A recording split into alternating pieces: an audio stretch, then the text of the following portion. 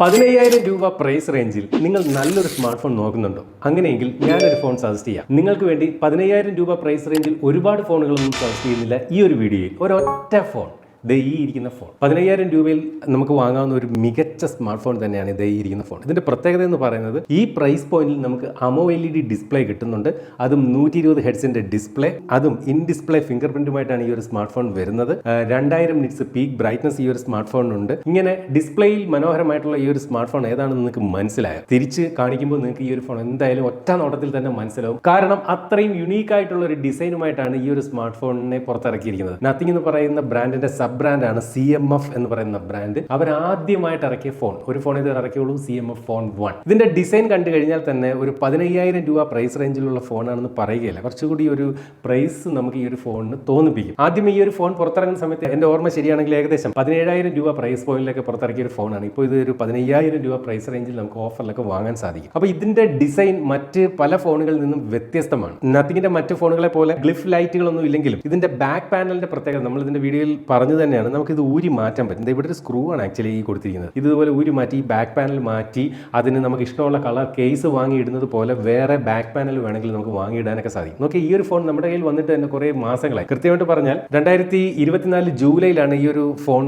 Launch ചെയ്തത്. അന്നോട്ട് എൻ്റെ കയ്യിൽ ഈ ഒരു ഫോൺ ഉണ്ട്. പക്ഷേ വലിയ അഴുക്കോ പ്രശ്നങ്ങളോ പോലുള്ള അങ്ങനെ കാര്യമായിട്ട് ഞാൻ ഉപയോഗിച്ചില്ല. എങ്കിലും കുറച്ച് കാലമൊക്കെ ഉപയോഗിച്ചു. വലിയ അഴുക്കോ പ്രശ്നങ്ങളോ ഒന്നും ഈ ഒരു ഫോണിന്റെ ഡിസൈനിൽ അങ്ങനെ വരുന്നില്ല. സ്ക്രാച്ചുകളൊന്നും അങ്ങനെ എൻ്റെ നല്ല രീതിയിലുള്ള യൂസിൽ വന്നില്ല എന്ന് വേണം പറയാം. എന്തെന്നാലും അഥവാ ഒരു അല്പം മഷിയോ എന്തെങ്കിലുമൊക്കെ പറ്റിയെന്ന് തന്നെ ഇരിക്കട്ടെ, നമുക്ക് ഇതിന്റെ ബാക്ക് പാനൽ ഓൺലൈനിൽ വാങ്ങാൻ കിട്ടും. അത് മാറ്റിയിടാൻ സാധിക്കും എന്നുള്ളതാണ് ഇതിന്റെ ഒരു പ്രത്യേകത. നമുക്ക് ഈ ഒരു ബട്ടണൊക്കെ കണ്ടില്ലേ, ഒരു പ്രത്യേക സ്റ്റൈലിഷ് ലുക്കിലാണ് കൊടുത്തിരിക്കുന്നത്. അതുപോലെ സിം ട്രൈ ഇവിടെ ആയിട്ടാണ് നൽകിയിരിക്കുന്നത്. ഇപ്പുറത്ത് വോളിയം റോക്കേഴ്സും കാര്യങ്ങളൊക്കെ കൊടുത്തിട്ടുണ്ട്. ഈ ഒരു ക്യാമറ മൊഡ്യൂൾ കണ്ടില്ലേ, കുറച്ച് ഒരു ഇതിന്റെ ബോഡിയിൽ നിന്ന് പുറത്തേക്ക് നിൽക്കുന്ന രീതിയിലാണ് ഡിസൈൻ നൽകിയിരിക്കുന്നത്. എന്തായാലും ഈ ഒരു ഫോൺ കണ്ടു കഴിഞ്ഞാൽ ഈ പറഞ്ഞ പോലെ ഒരു 15,000 രൂപ പ്രൈസ് പോയിന്റ് നമുക്ക് ഫീൽ ചെയ്യുകയില്ല. കയ്യിലൊക്കെ പിടിച്ചു കഴിഞ്ഞാൽ ഇത്തിരി ഒരു സൈസ് കൂടുതൽ ഫീൽ ചെയ്യും. കാര്യം ഒരു ഇൻ ഹാൻഡ് ഫീൽ അത്ര ബെറ്റർ എന്ന് തോന്നുന്നില്ല. കുറെ കാലം ഈ ഒരു ഫോൺ ഉപയോഗിച്ച് നോക്കി. കാര്യം ഇതിന്റെ ഒരു വിഡ്ത്ത് ഒരു അല്പം കൂടുതലാണ്. എങ്കിലും ഡിസൈൻ വൈസ് ഈ ഒരു സ്മാർട്ട് ഫോൺ കൊള്ളാം. ഫോണിന്റെ ബാക്ക് സൈഡ് പ്ലാസ്റ്റിക് ആണ്. അതുപോലെ ഈ ഒരു ഫ്രെയിമും പ്ലാസ്റ്റിക് തന്നെയാണ്. എന്നിരുന്നാലും വലിയ ഹോളോ ഫീൽ ഒന്നുമില്ല. കുറച്ചൊരു സ്റ്റേഡി ഫീലാണ്. നമുക്ക് ഒരു ബിൽഡ് ക്വാളിറ്റി നമുക്ക് എന്തായാലും ഈ ഒരു ഫോൺ ഫീൽ ചെയ്യുന്നുണ്ട്. അതുപോലെ ചില ഫോണുകളിലെ ബട്ടൺ എങ്കിലും ഒരുമായി ഇളകി ഇണക്കിയിരിക്കും. അങ്ങനെയൊന്നുമില്ല. ബട്ടണുകളെല്ലാം നല്ല സ്റ്റേഡിയാണ് ഈ ഒരു സ്മാർട്ട് ഫോൺ അത് നൽകിയിരിക്കുന്നത്. ഹൈബ്രിഡ് സിം സ്ലോട്ടാണ് ഈ ഒരു ഫോണിനകത്ത് കൊടുത്തിരിക്കുന്നത്. അതായത് നമുക്ക് മെമ്മറി കാർഡും ഒരു നാനോ കാർഡും വേണമെങ്കിൽ ഉപയോഗിക്കാം. അല്ലെങ്കിൽ 2 നാനോ സിം കാർഡുകൾ വേണമെങ്കിൽ ഈ ഒരു ഫോണിനകത്ത് ഉപയോഗിക്കാം. ഈ ഒരു ഫോണിന്റെ ഡിസ്പ്ലേ ആണ് ഇതിന്റെ ഒരു പ്രധാന ഹൈലൈറ്റ് ആയിട്ട് എടുത്ത് പറയേണ്ടത്. മനോഹരമായിട്ടുള്ള AMOLED ഡിസ്പ്ലേ. ഈ ഫോണിന്റെ പ്രൈസ് റേഞ്ചിൽ സാധാരണ അങ്ങനെ AMOLED ഡിസ്പ്ലേ ഒന്നും വരുന്നില്ല. ഇതിന്റെ ഒരു പ്രധാന എതിരാളി ആരാണെന്ന് പറയട്ടെ, വിവോ എന്ന് പറയുന്ന ബ്രാൻഡ് പുറത്തിറക്കിയിരിക്കുന്ന T4X എന്ന് പറയുന്ന ഒരു ഫോണാണ്. ആ ഫോണിന് പോലും ഈ പ്രൈസ് പോയിന്റിൽ LCD ഡിസ്പ്ലേ വരുന്നുള്ളൂ എന്നത് ഈ ഫോണിന്റെ മഹത്വം നമുക്ക് മനസ്സിലാക്കി തരും. പക്ഷേ ഡിസ്പ്ലേ ടോപ്പ് ആണെങ്കിലും ഇതിനകത്ത് ചെറിയ പ്രശ്നം നോക്കിയത് ഈ ബെസലുകൾ ഉണ്ടല്ലോ, ഒരു അല്പം ആവറേജ് സൈസിൽ കൂടുതലാണെന്ന് തോന്നും ബെസലുകൾ. എന്നിരുന്നാലും ഈ പ്രൈസ് പോയിന്റിൽ നമുക്ക് അതെല്ലാം നമുക്ക് കുറ്റമായിട്ട് പറയേണ്ടതില്ല.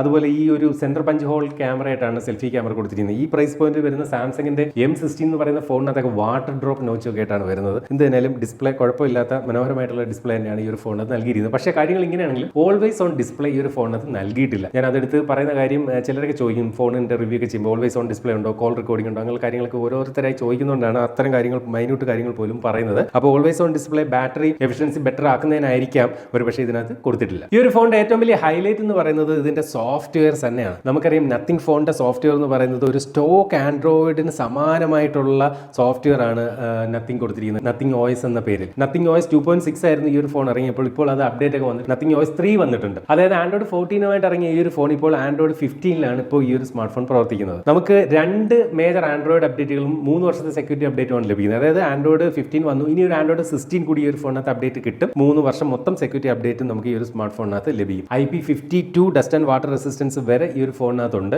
അതുപോലെ കോൾ റെക്കോർഡിംഗ് ഒന്നുമില്ല. കോൾ റെക്കോർഡിംഗ് ഉണ്ട്, പക്ഷേ ഈ പറഞ്ഞ പോലെ അങ്ങേ തലയ്ക്കൽ വിളിച്ച് പറയുന്ന തരത്തിൽ ഗൂഗിൾ ഡയലറിലൊക്കെ കൊടുത്തിരിക്കുന്ന തരത്തിലുള്ള ഒരു കോൾ റെക്കോർഡിംഗ് സംവിധാനമാണ് ഈ ഒരു ഫോണിനകത്ത് നൽകിയിരിക്കുന്നത്. ഈ പ്രൈസ് പോയിന്റിലും നമുക്ക് ഒരുവിധം നീറ്റ് ആയിട്ടുള്ള ഒരു പെർഫോമൻസ് ഈ ഒരു സ്മാർട്ട് ഫോൺ കാഴ്ചവെക്കുന്നുണ്ട്. കാരണം MediaTekന്റെ Dimensity 7300 എന്ന് പറയുന്ന പ്രോസറാണ് ഈ ഒരു ഫോണിന് കരുത്ത് പകരുന്നത്. ഇതിന്റെ AnTuTu സ്കോർ വന്നിട്ട് ഏകദേശം 6 ലക്ഷത്തിനടുത്തുള്ള ഒരു AnTuTu സ്കോറാണ് ഈ ഒരു സ്മാർട്ട് ഫോണിനകത്ത് നൽകിയിരിക്കുന്നത്. വലിയ ഹീറ്റിംഗ് ഇഷ്യൂസോ അങ്ങനെയുള്ള കാര്യങ്ങളൊന്നും തന്നെ ഈ ഒരു ഫോണിനകത്ത് ഇല്ല. അതുപോലെ എടുത്തു പറയേണ്ട ഒരു കാര്യം, 15,000 രൂപ പ്രൈസ് റേഞ്ചിൽ വരുന്ന ഈ ഒരു സ്മാർട്ട് ഫോണിനകത്ത് നമുക്ക് BGMI 120 FPS നമുക്ക് കളിക്കാമെന്നുള്ളതാണ്. അപ്പോൾ അത്രയും ഒരു ഹയർ FPS മാറിയാലും വലിയ ലാഗോ ഇഷ്യൂസോ ഒന്നുമില്ലാതെ ഈ ഒരു ഫോണിനകത്ത് BGMI നല്ല രീതിയിൽ കളിക്കാനും സാധിക്കുന്നുണ്ട്. നിങ്ങളിപ്പോൾ ഈ കാണുന്ന പോലെ നമുക്ക് ഈ ഒരു ഫോണിനകത്ത് ഗ്രാഫിക്സ് സ്മൂത്തിൽ സെറ്റ് ചെയ്താൽ ഫ്രെയിം റേറ്റ് എക്സ്ട്രീം പ്ലസ്, അതായത് 120 FPS BGMI സാധ്യമാണ്.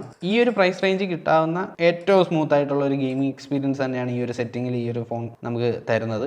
ലാഗോ ഇഷ്യൂസോ ഒന്നുമില്ല, വളരെ സ്മൂത്തായിട്ട് തന്നെ നമുക്ക് ഇതിനകത്ത് ഗെയിം പ്ലേ സാധ്യമാവുന്നുണ്ട്. ഫ്രെയിം ഡ്രോപ്പോ കാര്യങ്ങളോ ഒന്നും തന്നെ വരുന്നില്ല. അപ്പം നിങ്ങൾക്ക് ഇത് കാണുമ്പോൾ തന്നെ മനസ്സിലാവും എത്രത്തോളം സ്മൂത്തായിട്ടാണ് ഇത് പെർഫോം ചെയ്യുന്നത് എന്നുള്ളത്. അതുപോലെ ഒരു കാര്യം നമ്മൾ എടുത്തു പറയേണ്ട ഒരു കാര്യമുണ്ട്. ഈ Dimensity 7300 എന്ന് പറയുന്ന പ്രോസസ്സറുമായിട്ട് വരുന്ന ഒരു ഫോണാണ് ഒപ്പോയുടെ Reno 12 എന്ന് പറയുന്ന ഫോൺ. അതായത് ഈ ഫോണിലെ പ്രോസസ്സറും ഒപ്പോ Reno 12 പ്രോസസ്സറും സെയിം ആണ്. ഇതിന് 15,000 രൂപയും ഒപ്പോ Reno 12 മേടിക്കുന്ന പ്രൈസ് എന്ന് പറയുന്നത് 30,000 രൂപയുമാണ്. അതൊക്കെ വെച്ചുകൊണ്ടാണ് നമ്മൾ ഈ ഒരു CMF ഫോൺ 1ന്റെ വാല്യൂവിനെ നമ്മൾ മെഷർ ചെയ്യേണ്ടത്. അതുപോലെ തന്നെ ഞാൻ നേരത്തെ പറഞ്ഞ വിവോയുടെ T4X എന്ന് പറയുന്ന ഫോണുണ്ട്. അതും ഈ സെയിം പ്രോസസ്സറുമായിട്ടാണ് വരുന്നത്. പക്ഷേ ഓർക്കുക, വിവോ T4X എന്ന് പറയുന്ന ഫോണിന്റെ ഡിസ്പ്ലേ AMOLED ഡിസ്പ്ലേ ഒന്നുമല്ല, അത് LCD ഡിസ്പ്ലേ ആണ്. അപ്പോൾ എന്ത് തന്നെയായാലും ഈ പ്രൈസ് പോയിന്റിൽ ബെറ്റർ ആയിട്ടുള്ള ഒരു ഫോണാണ് CMF ഫോൺ 1. നമുക്ക് ഈ ഒരു ഫോൺ 15,000 രൂപ പ്രൈസ് റേഞ്ചിൽ ലഭിക്കുന്നത് 6GB റാമും 128GB ഇന്റർണൽ സ്റ്റോറേജ് ഓപ്ഷനുമാണ്. അപ്പോൾ ആ സ്റ്റോറേജ് ഓപ്ഷനും റാമും ആണ് ഈ പറഞ്ഞ പോലെ ഈ പ്രൈസ് പോയിന്റിൽ കിട്ടുന്നത് എന്നുള്ളതും വലിയ കാര്യമാണ്. മൾട്ടിമീഡിയയുടെ കാര്യത്തിലേക്ക് വരുമ്പോൾ ഒരു കുറവ് ഈ ഒരു ഫോണിനകത്തുണ്ട്. അതായത് മോണോ സ്പീക്കറാണ്. അത് അഡ്ജസ്റ്റ് ചെയ്യാവുന്നവർ മാത്രം മേടിച്ചാൽ മതി ഈ ഒരു ഫോൺ. ഈ ഒരു പ്രൈസ് പോയിന്റിൽ സ്റ്റീരിയോ സ്പീക്കർ നൽകുന്ന വേറെ ഫോണുകളുണ്ട്. പക്ഷേ എന്തുകൊണ്ടോ ഈ ഒരു ഫോണത് മോണോ സ്പീക്കറാണ്.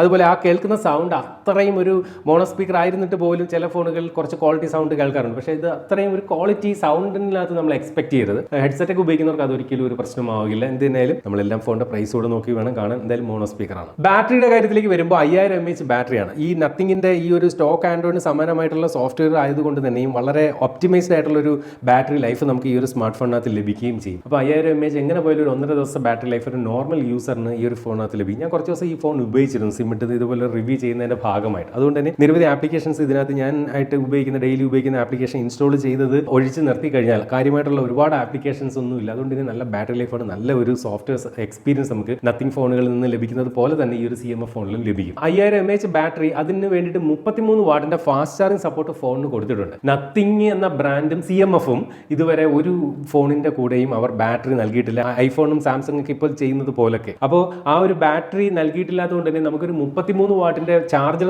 വാങ്ങണമെങ്കിൽ എങ്ങനെയായാലും ഒരു 500 രൂപ കൂടുതൽ 33 വാട്ടിന്റെ ചാർജർ വാങ്ങാനായിട്ട് നമ്മൾ സ്പെൻഡ് ചെയ്യേണ്ടി വരും. പക്ഷേ വേറൊരു പ്രശ്നം, ഓൺലൈനിൽ 33 വാട്ടിന്റെ ചാർജർ അത്രയും ലഭ്യമല്ല എന്നുള്ളതാണ്. നമുക്ക് 45 വാട്ടിന്റെയോ അല്ലെങ്കിൽ 65 വാട്ടിന്റെയോ ചാർജറാണ് മേടിക്കേണ്ടി വരിക. അതുകൊണ്ട് തന്നെ ഈ ഒരു ഫോണിന് വേണ്ടി നിങ്ങളുടെ കയ്യിൽ വേറൊരു ചാർജർ ഉണ്ടെങ്കിൽ വലിയ വിഷയമില്ല. അടുത്തായിട്ട് ഇതിന്റെ ക്യാമറ 15,000 രൂപയുടെ പ്രൈസ് റേഞ്ചിൽ ഓക്കെയാണ്. അല്ലാതെ ഓവർ എക്സ്പെക്ടേഷൻ ഒന്നും വെക്കേണ്ട. ഈ ഒരു സ്മാർട്ട് ഫോണിന്റെ ക്യാമറയിൽ ഡീസന്റ് ആണ്, ഓവർ സാച്ചുറേറ്റഡ് ഒന്നുമല്ല, ഒരു ഓക്കേഷ് ക്യാമറ പെർഫോമൻസ് ആണ്. അധികം കുറ്റമൊന്നും പറയാനില്ലാത്ത തരത്തിലുള്ള ഒരു ക്യാമറ പെർഫോമൻസ് ആണ് ഈ ഒരു സ്മാർട്ട് ഫോൺ സമ്മാനിക്കുന്നത്. ബാക്ക് ക്യാമറ ഉപയോഗിച്ചുകൊണ്ട് നമുക്ക് 4K 30ലും ഫ്രണ്ട് ക്യാമറ ഉപയോഗിച്ചുകൊണ്ട് Full HD 60ലുമാണ് വീഡിയോകൾ ഷൂട്ട് ചെയ്യാൻ സാധിക്കുന്നത്.